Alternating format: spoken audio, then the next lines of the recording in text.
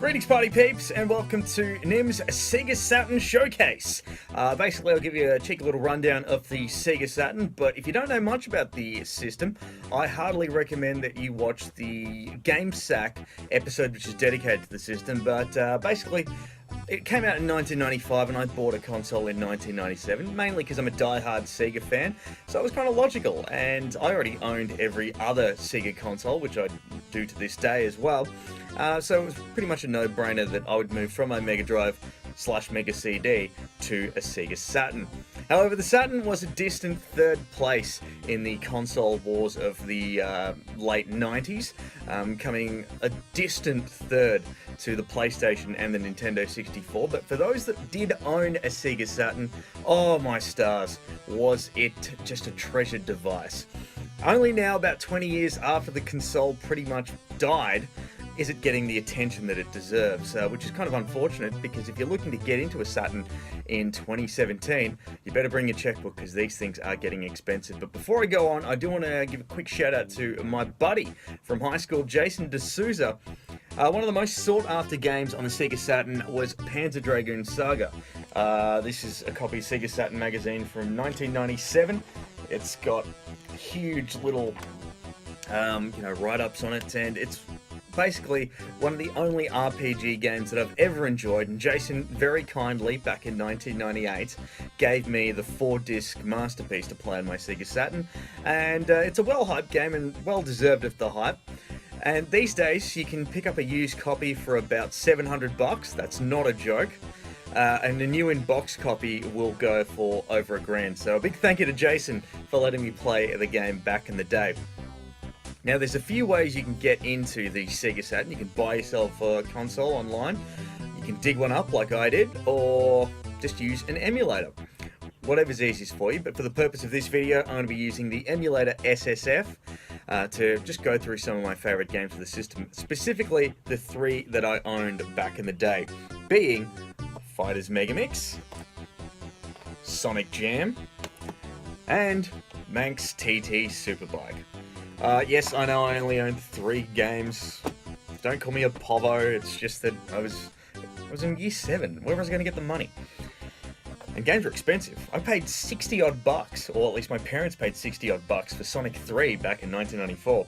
However, with the wonders of the interwebs, you can just go online and download backups. Ooh, look at them.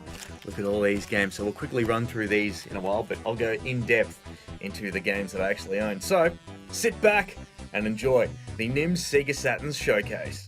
Right, we're going to start off here with Fighters Megamix, which is basically Sega's 2 premier 3D fighting games franchises at the time, which was Fighting Vipers and Virtua Fighter, both together.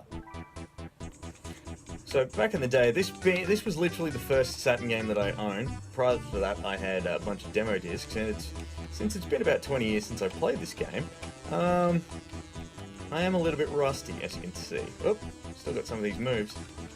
Yeah, take that. Oh, and a cheeky little replay there. You can also play as the Daytona car in this. Unfortunately, because I'm playing on the emulator, it hasn't... I don't have a save file for it, since this is basically like the first time I've played it. Probably is the first time I've played this since 1997. That's basically a quick little rundown of Fighters Megamix. Let's move on to the next game. So Sonic Jam was the second game that I bought for my SEGA Saturn, and in hindsight I probably wouldn't have bought it, mainly due to the fact that it's basically every single Mega Drive Sonic game which I already own. Sonic 1, Sonic 2, Sonic 3, Sonic and Knuckles, and you could even lock on Sonic like you could with the regular cartridges. So I basically spent my hard saved money to buy games that I already had. But if you played Sonic, you'd know what to expect. But one of the cool things about Sonic Jam is Sonic World, which is a 3D little exploration museum thing. Hindsight is a wonderful thing, but it's still a cool game. And for completion's sake, I'm glad I bought it. Alright, let's move on to the third and final game, one that is very dear to my heart. Now this one is one of my... That kind of gave it away, but this game I absolutely love. Now I absolutely love Manx TT Superbike, but it's a very limited game because it's a direct port of the arcade, and the arcade game only had 2 tracks. Saturn mode gives you 4 tracks, but the extra 2 tracks are basically the original 2 tracks, just mirrored.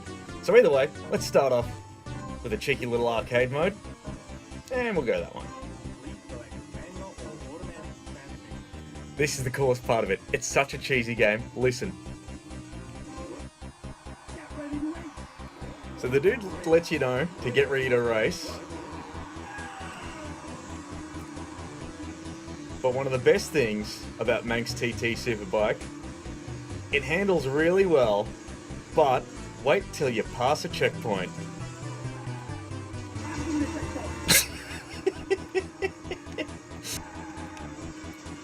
Passing the checkpoint! Download the emulator, download a couple of games.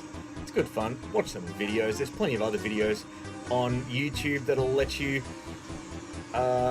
know what you can do. You know, like little. Sorry, I'm getting distracted here because I'm busy playing Manx TT. Either way, get amongst the SEGA Saturn. You'll love it. Trust me.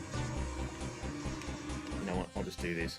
There's plenty of places on YouTube and the interweb that highlight the awesomeness of the SEGA Saturn. So a big thank you for watching my little Saturn showcase. Big shout out to all those OG Saturn owners. You know, the ones that used to scour Kmart and Big W back in 1997 and 1998 looking for Saturn games, only to find one row buried in a corner somewhere with just Clockwork Knight or Virtua Racing there.